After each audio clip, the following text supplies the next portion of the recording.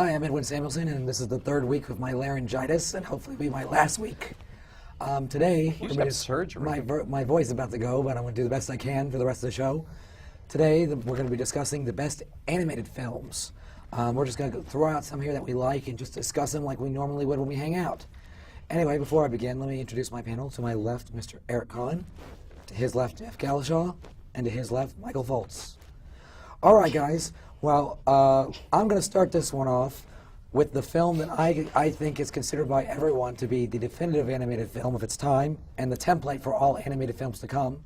And that film is Snow White and the Seven Dwarfs. I have to start off with that one. All right. Okay. I love Snow White and the Seven Dwarfs. It's the scariest ride at Disney World. I will agree with you that it's a scary movie, even on its own. Even back then, I thought it was very creepy for children. I watched it again recently, and I was really kind of surprised at how pretty insane. It's a very well-crafted film, especially when you think about that. It was the first feature-length hand-drawn cartoon. And it, all these new features and teaching, because this stuff people take for granted. I mean, the characters dancing. Mike is still with us? Huh? Still with us, Mike? We're talking about Snow White, just in case you forgot. Yeah. Okay. Well, this one actually, they had to actually learn how to. It's got naked dwarves in it. Well, they made a lot of connections. But no, Snow White and the Seven Dwarfs is an amazing technical achievement. And I think one of the most wonderful, in fact, I'm not even saying anime films, one of the best films ever made. I really will say that. Great storytelling. I actually like. And it's a musical. I actually like Sleeping Beauty, and I like Sleeping Beauty better, and I like Alice in Wonderland better. Really? Yep. Why is that? Stories. I like the stories better. I'm really surprised to hear you say that. I think Snow White's got a great story. I think the animation's all the same. I think all those early Disney films, all the animation looks the same. But that's not a cut down. It's just that animation was wonderful. I mean, Fantasia, that animation is just out of this world. That style is great. I mean, that's the stuff that you grew up when you were as a kid. I mean, I don't think that I'm wondering if movies like Snow White, Alice in Wonderland, Cinderella, Sleeping Beauty, if those films still have an effect on kids these days when they see things like Shrek or Toy Story. My understanding, I remember, my ex-wife, I don't have kids of my own. My ex-wife's nieces and nephews, But I want up to to. very recently, were absolutely enchanted with the video releases of those films. Well, were they talked up a lot by their parents to these, or they just came in fresh and like, here, These are the Sega generation, give me this right away, I only want to watch 2 seconds of this, they were absolutely. Did you just say the Sega generation? I'm sorry. That's very strange. It's the Xbox 360 Xbox piece. 360, yes, well, I'm sorry. Well, I'm on you guys. Now, Mike, I know you love Ralph Bakshi, so let's give it to you. I don't necessarily love him, but I think that he did a lot for animation, especially in the 70s. He brought animation to where it wasn't, it just wasn't there. I mean, he brought an adult sensibility, and he brought adult themes to animation, which I think was revolutionary. I don't really see that these days. I don't see anybody doing real adult animation. I'm not talking about like, for adult, like dirty cartoons or anything, but definitely adult themes, adult stories within cartoons. You don't see that. It's all Disney, it's all DreamWorks, and it's these kiddie things. But yeah, I mean, it started with Fritz the Cat. And he didn't direct the sequel, I want to mention. And then he did other things like American Pop, and he did, which is American Pop's not a great film, but it's an interesting film. It's a bizarre film. It's a history of rock and roll through a family, but it's strange who he chooses to tell that story and what point of view it's coming from. Yeah, it's interesting that the guy was really into punk rock, but then he sings Night Moves by Bob Seger. Yeah, it's like weird music choices. Punk rock songs I've ever heard. For a rock and roll thing, it seems like he didn't have enough money to like license the real music he should have used or something, but it's a very interesting experiment. He had a very ambitious film called Wizards, which the animation ain't great, but it's an interesting storyline. It's a very interesting storyline. Fire and Ice. Fire and Ice, which is one of my favorites. That's very like Frank Frazetta, sword and sorcery fantasy type thing about an evil queen that moves along the land and sends out her minions to do damage. It's a very typical tale that's seen over and over again. I'll mention one to you. How about what my favorite Ralph Bakshi film is? Rock and Rule? No, he didn't do that one. The film that basically almost cost him his career at the time. Oh, Coonskin. Coonskin, right. Which is a blaxploitation version of the, I guess you could say, like the urban folk tales, like the Bear Rabbit. But it's updated for adult themes, of course. Barry White, terrific in the movie with his voice. Wonderful. Unfortunately, the film was originally supposed to be released by Paramount, but because of protests from the NAACP, the film was then distributed under a mafia distributor called Bryanston Pictures, and it got buried. And it's never really been available on video. It has, but it was under the title Street Fight, which is not as controversial as Coonskin. Well, but the NAACP, on which a lot of organizations don't get, but it was a film like making fun of that. It was making fun of like the racist attitudes and everything. It wasn't like going along with it like. I thought it was a terrific film. I thought it was a very unique film. I thought it was very respectful. It was making fun of the stereotypes. Exactly. That was the whole point. But I think that what Disney did and Max Fleischer did with rotoscoping, I think Ralph Bakshi also took it up a notch and did it with the rotoscoping, which I thought was fantastic. The Lord of the Rings. Lord of the Rings was a wonderful. Let's not forget. He did a wonderful job with that. Some of the depictions of the characters in Lord of the Rings, not so good. I mean, well, it was a budget issue too. It was very strange interpretation. He said he had to cram everything into 2 hours.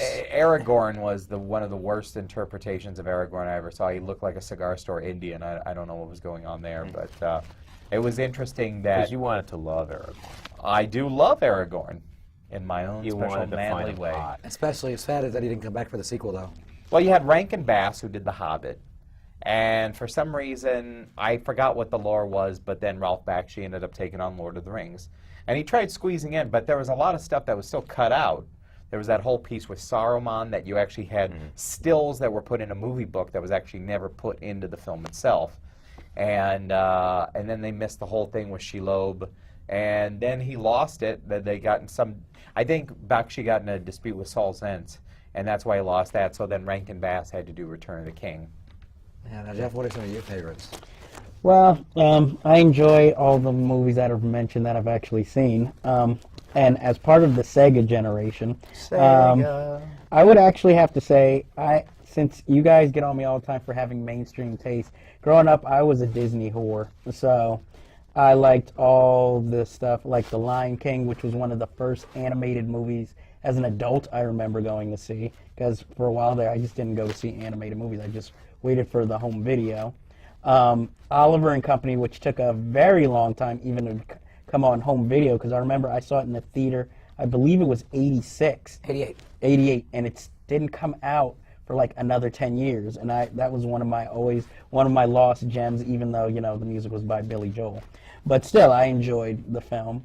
But most of, even growing up, most of the cartoon movies that I remember The Secret of NIMH, I remember Charlotte's Web and loving them, but it always came back to Disney, which was stuff because they used to put out video compilations where they'd show a scene from Bambi mixed in with a Chip and Dale cartoon, and it was always a theme, either Thanksgiving, Christmas, and I owned all these video cassettes. And I can even name something that is totally un-Disney that I'm going to get a lot of crap from people and these guys right here for liking. But I even liked the stuff like the Care Bears. Care Bears too. See, he's already starting. I'm sorry, dude. No, it is. Somehow that doesn't bother me. I don't know why. Out of all the people, Mike, the biggest critic here. The thing about it is it's an advertising for a greeting card company. But still, if you watch Care Bears 2, that is some of the scariest stuff. Especially if you're a young kid. Especially if you're high. Well, I wasn't smoking drugs at 12 years old. I'm embarrassed to tell you this. I saw that in the theater with my grandfather. See? And then there was this one, even I can't believe I'm going to mention. I feel so bad for him. I punished him so bad. You're going to, this one, Rainbow Bright and the Star Stealer, even I remember going to you a Jim and a holograms That's pretty fan. fucking gay. That's pretty funny. Wow. But they had really evil stuff in those cartoons that was for kids. That's KY Jelly Gay. I don't care. I was a kid. I'm sorry. I like stuff like that. Right. It's not like I'm sitting there sitting there, hey, as soon as I leave, I got to go watch that again. Well, it's funny because that I remember there was a lot of animated films I saw in the theater. You know, I saw Transformers the movie. Which I saw that at the Saw theater. that too. And by the way, that's a great DVD, people. Go get it. Amazing. I love that movie. Also, Rodimus Prime. I mean, God, How it's I like a remember porno that. actor. I saw it when I was I in got high to school. tell you guys my favorite Go ahead, I'm animated sorry, film go of ahead. all time. Go ahead, go for it. And this one, man, this is like one of my favorite movies of all time. Go This was for it. made in the 60s. The Black I Cauldron. think it was a Rankin Bass film. I'm not quite sure, Black but Cauldron it's, was we're 84. talking a lot about cell animation. This is like more like Yellow Submarine. claymation. Mad Monster Party. Oh, It's that like- was that was It's Rankin like Bass. one of my favorite That was right. movies ever, and it's awesome. I don't think it was ever at the theater though. Does it it have was. to be? It was in the theater. Does it have to be? We talk Hold about on, The Hobbit. Let me look at my notes. Well, I could bring up the Smurfs. Yeah. Mad Monster Party just kicks ass. It kicks ass. Which I still haven't Anything seen yet, Tim but I Burton wanted to done for a long with, time. You know you what's know. funny is that you got Boris Karloff, who's wonderful. in it. Boris Karloff is awesome, man. And don't forget, he also did another great animated film, The Grinch Who Stole That's Christmas. right. He was the narrator. But I want to talk about Mad Yeah, Monster so- Party. but Have he you was- seen Mad Monster Party? I've wanted seen to. bits and I've pieces. wanted I've never to. watched it the whole way through. It's It's just great. total '60s kitsch. It's great. It's like a claymation thing, but for adults. You know, and Because and you said this, I'm putting that at the beginning of my queue. The thing I like gotta about that see it's too, great. there's very few animated films today that you can see as an adult and enjoy, and also kids can enjoy at the same time. And I think Mad Monster Party is a perfect You know who example. are the biggest fans of the Monster Party? I don't know if it's the original members, but the Misfits are big fans I of Mad believe Monster it. Party. Why wouldn't they be? I don't know. Because it's freaking awesome. Mad Monster Party is great. It's basically all the Universal monsters animated I in a wanna 60s say- style, and it's Well, just, Did they're you having a Did party. you take acid when you saw this? I want to actually try that, but I was upset. I saw this when I was a kid. I've been obsessed If with you it get the ever since. tabs, I'll get the movie and we'll sit Actually, I down. think it requires Paxil. Axel. Okay. Is that right? Is that right? I think it's all It just present. controls your I think mood. I don't think it gives you the bright colors that shrimps I think you or might want acid would. mushrooms or something. But I didn't bring up my favorite movie. You're You asking did. everybody. You did the Wizard. No. You gave us a whole lecture on No, Ralph Bakshi. He's not. Yeah, no. It's heavy Gave metal. us a whole dissertation. Give me a I was break, waiting people. for you to say Give me a something break, about it. people. Heavy metal is the best animated adult film out there And why is it? because it's got like all these really fucking awesome storylines. It's like 5 stories that all surround. Great music. The soundtrack is my favorite You okay?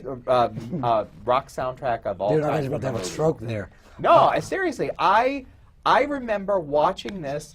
It came on. I remember seeing the commercial. I was watching Fridays, Oh God, great. and they showed the commercial for heavy metal. And they had I a little almost had disclaimer a at the heart bottom. attack. I Remember almost the had a heart disclaimer? attack. I thought, holy shit! And then when it came on HBO, like a year later, I had a party with my best friend Jeff was going to come over. We were going to watch heavy metal. It was going to be on at 11 o'clock at night. We told my parents, you got to go to bed and leave us alone because we're going to watch heavy metal. And it did not disappoint. It was so great and it was so funny. And it all surrounds this big floating orb called the Lochnar. And it's an evil fucking orb. And all 5 of these stories are linked together. It's like a Robert Altman. It's intended to be the movie version of Heavy Metal magazine. Based on the book, based on the magazine, the Full full of- magazine. which I was a Heavy huge Metal. fan Science of. That fiction. was my comic book education, was Heavy Metal. And you know something? Each story has its own merit. Each story has its own different animation style. Each story has its own writer, and they all culminate in this one. I think And they're all based on actual Heavy Metal exactly, comics, exactly. or And stories. I think the last story, called The Last Terrakian, could be made into a feature film. It was so amazing, You're gonna hate me for and it this. was My it was least the, favorite of the and stories. it was the I agree. rotoscoping again. Least favorite of the stories. And Howard Chaykin wrote it, who's a very famous comic book writer. He wrote the Last Terrakian. That's very fun. My favorite story, I think, would be the Harry Canyon. Harry Canyon, that's Harry Canyon's wonderful. great. I love that. That one, and I also love the B-52, which was written by Dan O'Bannon. Oh, And it has a lot of elements of Alien in it, actually. yeah. Very well done. Fantastic. And we want to mention, too, that this thing is very consistent considering it was animated by different people all over the world. Each segment was done in a Very different underrated for its time, too, because when it came out, it didn't get the best reviews. No, You no. know, Matter of not fact, just because it was sort of, that B-movie pulp thing going on, but a lot of people said the animation isn't that great, all that stuff. And actually, the animation's spectacular. Some of it's very good. Yeah, it still a lot of that animation still holds up, especially the final story, the rotoscoping. Well, I want to mention one thing here, too. The cult in this film is amazing, and to consider too, the film was unavailable on video for over 15 years after it came out because of music video. Yeah, music rights. Music rights, and the only place you could see it was maybe once a year on Cinemax, and somehow the tape circulated. The demand went out there, and they finally got it out on DVD, and it's a great DVD. Actually, video went to theater, then tape, and then DVD. It came to the Waverly Cinema before the IFC Center. And I remember my friends John and Christian and I, we went to the Waverly Cinema to watch Heavy Metal, and which is before the IFC Center took over. That Waverly Cinema was bloody awful. But I remember in these small-ass seats watching this new print of Heavy Metal that they just refurbished, and it was so exciting. I was like, there's so much female nudity in this, but it is so wonderful. It is so The soundtrack gratuitous. is what I think is the secret ingredient. The soundtrack, I mean, Unbelievable. my favorite musical scene in the movie is the cameo of the robotic Devo. I think that's great in the last story. Oh, yeah. We're working in the coal mine. Oh, that's actually Through Being Cool. Through Being Cool, that's right. Because Devo is one of my favorites. Because Working in the Coal Mine was over the credits. Yes. My favorite one was actually the probably the Black Sabbath, The Mob Rules, when the Lochnar takes all these nomads and basically turns them into this army of monsters, and the monsters take over this philosopher teacher city, and they just storm it, and they start playing this, and it's just like one of those adrenaline moments in films that you see, you get the goosebumps from, and it's just complete devastation. I want to also say the opening credits, what I think it's a song is by Don Felder of the Eagles.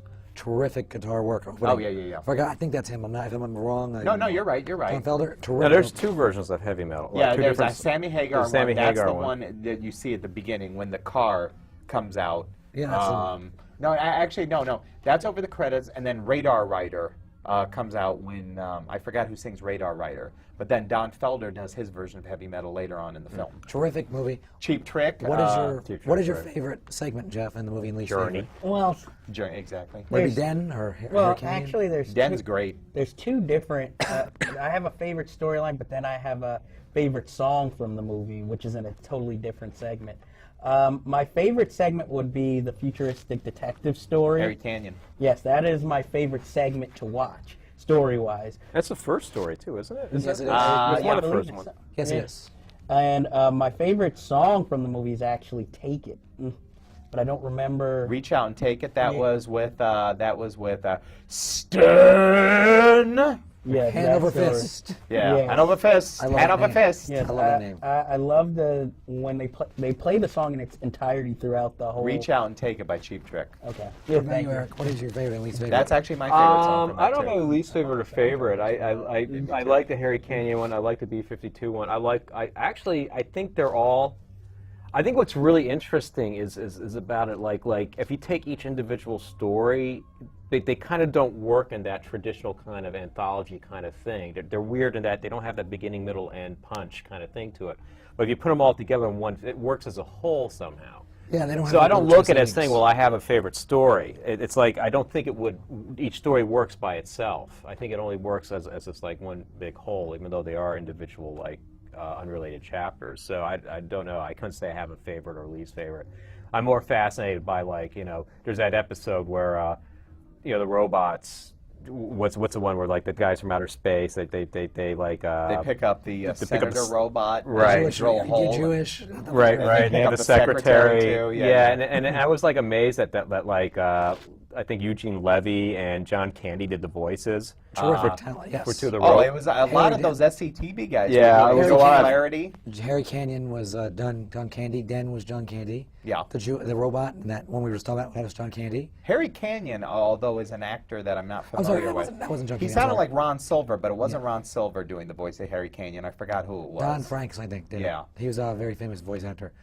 Well, let's get on to another one, Jeff. What is your favorite? Oh, you have another favorite? I mean, well, actually, you had your. I just want to put on this rejoinder. If you can ever show the heavy metal to a girl and the girl likes it, marry her. Actually, you know what? I got to mention mine. I didn't mention mine. I feel like an idiot. I forgot to mention it. One of my favorite animated films of all time is The Secret of NEM by Don Bluth. Don Bluth was an animator at Disney, and he was soured working there because the studio was in decline in the 70s. So he decided to found his own animation studio in Ireland, and he made a film called Secret of NEM based on a children's book. And it's a very dark story, and it's got some very beautiful animation, and it has very good storytelling. it's gathered a very big cult following over the years. And unfortunately, some sequels were made, but Donald Bluth had nothing to do with them. And unfortunately, Donald Bluth never really went on to do anything else after that. Dragon's Den. He created the video game, but not as a movie. He did American Tail. His animation, American Tail. No, it's another interesting one we haven't mentioned is Watership Down. Oh God, that's a depressing movie. Very dark. Whoa. Based on what about Animal Farm? Animal Farm, yeah. And the Plague Dogs. That's even more depressing. Although Animal Farm is interesting because it differs from the George Orwell novel because at the end of the Animal Farm animated film, it actually has a happy ending, whereas Animal Farm, the book, does not have a happy ending. It's not really 100% happy, but it's more. No, it's more satisfying, I should say. Well, the Orwell novel isn't so much an unhappy ending. It's just it's an allegory. It just kind of doesn't end. Union. It just ends on this like final note, and that's it. I mean, it's up to you to guess what happens beyond that. In the movie, though, there's that second rebellion. But in the novel, there was never that second rebellion that took place. Because no, the pigs and the humans are together partying. But then finally, the animals they rebelled against them. You guys got me so in the mood to see that again. You know what? And we got to give credit, too, for a film of that time to be made like that. It's pretty impressive. Think, who would make a movie like that back then? Indeed. It's just a shame that what they're doing with animation now, you just can't seem to get like more adult stuff going on. I don't understand. I'm not asking you for know what, porn. I understand what you're saying, but where I would disagree with you there is that if you see a lot of like what are known as the family cartoons that come out, they are really sophisticated now. Simpsons, perfect. They've really caught up. I mean, like you mentioned, like the stuff like Toy Story and like Toy Story is really fucking sophisticated. But are we gonna see something like Heavy Metal again? I'm not asking for a duplicate. We saw Heavy Metal 2000. Well, Heavy Metal 2000 was a travesty. What's his name? The Teenage Mutant Ninja Turtle guy, Kevin. What's Eastman, his name? Kevin Eastman. That was a travesty. I mean, that was just basically him with Julie Strain, his wife, and his best friend Simon Bisley, and let's make an animated movie about us in space. I mean, awful, awful, awful, awful tragedy. But yeah, Beowulf is, that's a great example of something. But I don't know. I want to see more. Can I mention two films and see? I think you've all seen them. I think it'd be a good one to talk about. What did you guys think of the Aqua Teen Hunger Force movie? I'm a huge fan of the Aqua Teen Hunger Force. I've never seen the show. I don't think, Oh, God. It was like an extended episode with terrific. more cursing. The opening is one of the best things I've ever seen in a movie. All right, how about the Simpsons movie? Now, what did you guys think? I know you all saw that. Come on. I liked it. I didn't love it, but I liked it. Really? I'm surprised I'm a huge Simpsons fan, But I felt like, I think what a lot of critics who are Simpsons fans say, there's been other classic episodes that were better. There was still some great stuff in it. It just, I don't know. Yeah, I agree with Mike. Same here. He pretty much summed it up for me. I thought the story wasn't epic enough. I know it sounds ridiculous, about pig shit. I feel they tried to give everybody in the movie something to do, all the characters. They wanted all the characters in there. And they forgot the focus of the movie. I loved it anyway. I still enjoyed seeing The Simpsons on a big screen. I love the little things they could get away with in the theater. Right. That they couldn't do on the TV show. Okay, well, how about some of your least favorite animated films? I mean, you just mentioned Heavy Metal 2000, of course. Travis. What's one that you were really looking forward to seeing and it just totally stunk? I know, Jeff, because you were a big Disney fan, there had to be one that you saw that was like, oh my God, Pocahontas, what a piece of crap. Right? Well, usually when it comes to animated films, if I had no intention of seeing it in the first place, I don't even bother watching it on home video. Same here. So as soon as I saw Pocahontas with a love story, it was like, I'll skip, and I still to this day haven't watched it. I mean, I guess if I had to pick one that's bad, I'm not going to say I was ever looking forward to it, but I've seen it on television. It's stuff like, All Dogs Go to Heaven 1 or 2. I got a great example of a film that was a colossal disappointment just because I couldn't figure out what the fuck was going on in the story half the time. But I mean, it was a beautiful looking film. Was Final Fantasy. I didn't know what the hell was going on with that for the I've thing. seen bits and pieces. I couldn't figure out from wonderful animation from the get-go. But bad movie. Boy, bad writing. And what's weird is they called it Final Fantasy, but it had nothing to do with the friggin' game. I will say one of the worst sort of animated films I see, which is sad because of the person behind it, was Cool World. Very disappointing. It was very, just, very you talk about watching a film, you're like, what the hell is going on? And nothing worked in that film. Absolutely nothing. Good soundtrack, though. Good soundtrack. I bought the soundtrack. It's a good soundtrack. I'm going to mention, too, that's Ralph Bakshi working with, kind of doing a Roger Rabbit It was thing. like his adult take on Roger Rabbit.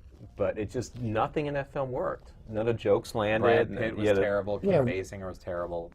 Well, one that's kind of similar, except not as cool as that one, was Monkey Bone, which I only mentioned. I wasn't really looking forward to it, but when I heard the original idea, it sounded really good. And then when I watched the DVD, which I would only suggest if you ever want to see 2 hours of a director ripping the studio for basically not letting him do what he wanted to do for 2 hours straight, I would say it's basically a 2-hour rant if you listen to the commentary on that. Well, also you got two kisses of death: Brendan Fraser, Chris Kattan. I rest my case. But Chris Kattan wasn't in it that much, which was thankful. There was a movie called, you probably know it, this really terrible, terrible film, tits and ass horror film. What was it called? Like Monster Tunes or something? Oh God, yeah. I know what you're talking about. It's called something Tunes. I forgot what it's called. Awful movie by Fred Olin Ray.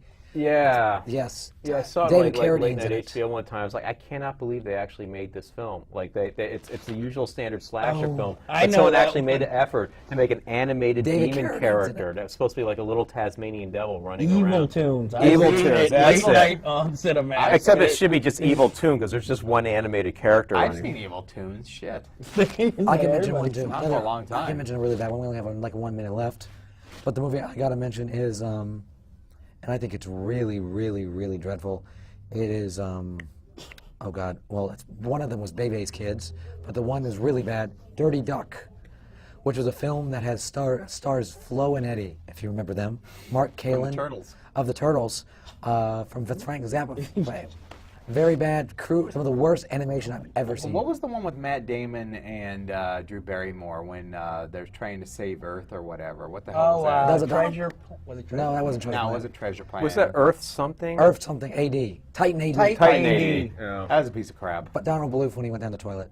Anyway, check out the website, email us, and hopefully we'll see you next week. Hi, I'm Emma Samuelson. Welcome to the Cine-Files. Today we're going to be talking about, I guess we'd say rock and roll cinema, right? No, we're going to do viruses and the apocalypse. The first film I would like to talk about, and I know this is one that we'll just do a very quick overview. I would like to talk about the Planet of the Apes series real quick, because I believe that's one of the biggest films at the end of the world. What does that have to do with virus? No, about viral apocalypse film. Well, no, I want to No, what is it, some virus that turned everyone into apes? I want to Stop right here. No, you're forgetting the Beneath Planet of the Apes. Let's really stretch the definition. Let's just start with the nudity. What happened to all the nudity in films? Excellent nudity, Mike. That's the only reason to actually sit there. I want to say but artistic. Is that sarcasm? No, it's excellent nudity. She's really hot. I'll give it that. Canadian nudity. Bush?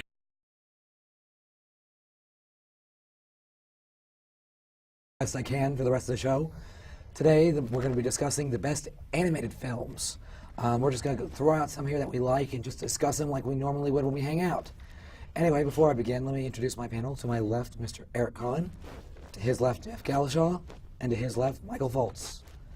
All right, guys. Well, I'm going to start this one off with the film that I think is considered by everyone to be the definitive animated film of its time and the template for all animated films to come. And that film is Snow White and the Seven Dwarfs. I have to start off with that one. All right. Okay. I love Snow White and the Seven Dwarfs. It's the scariest ride at Disney World. I will agree with you that it's a scary movie, even on its own. Even back then, I thought it was very creepy for children. I watched it again recently, and I was really kind of surprised at how pretty insane. It's a very it is. well crafted film, especially when you think about that. It was the first feature-length hand-drawn cartoon. And then all these new features and teaching, because this stuff people take for granted. I mean, the characters dancing. Mike, you And- still with us? Huh? Still with us, Mike? We're talking about Snow White, just in case you forgot. Yeah. Okay. Well, this one actually, they had to actually learn how to. It's got animate. naked dwarves in it. Well, they made a lot of connections. But no, Snow White and the Seven Dwarfs is an amazing technical achievement. And I think one of the most wonderful, in fact, I'm not even saying anime films, one of the best films ever made. I really will say that. Great storytelling. I actually like. And it's a musical. I actually like Sleeping Beauty, Yes, it is. and I like Sleeping Beauty better, and I like Alice in Wonderland better. Really? Yep. Why is that? Stories. I like the stories better.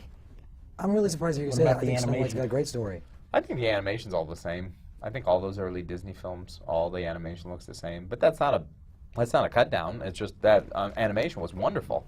I mean, Fantasia, that animation is just out of this world. That style is great. I mean, that's the stuff that you grew up when you were as a kid. I mean, I don't think that I'm wondering if movies like Snow White, Alice in Wonderland, Cinderella, Sleeping Beauty, if those films still have an effect on kids these days when they see things like Shrek or Toy Story. My understanding, I remember, my ex-wife, I don't have kids of my own, my ex-wife's nieces and nephews, But I want up to to. very recently, were absolutely enchanted with the video releases of those films. Well, were they talked up a lot by their parents to these, or they just came in fresh and like, here, sit down and watch this? These are the Sega generation, give me this right away, I only want to watch 2 seconds of this, they were Did you absolutely just say the Sega generation? I'm sorry. That's very strange. It's the Xbox 360 Xbox piece. 360, Sega. yes, well, I'm sorry. Well, I'm gonna go on you guys. Now, Mike, I know you love Ralph Bakshi, so let's give it to you. I don't necessarily love him, but I think that he did a lot for animation, especially in the 70s.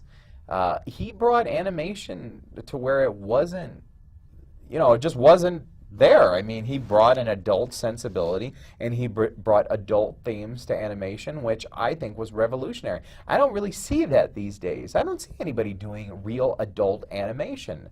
I'm not talking about like, for adult, like.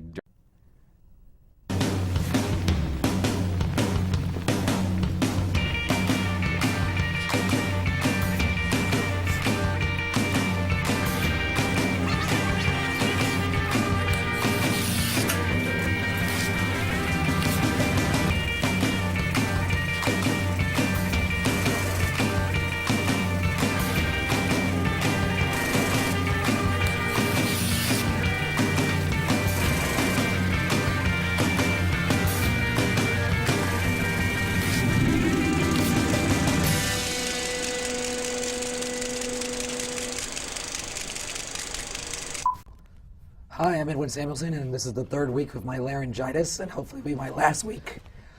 Today, You should have surgery. my voice is about to go, but I'm going to do the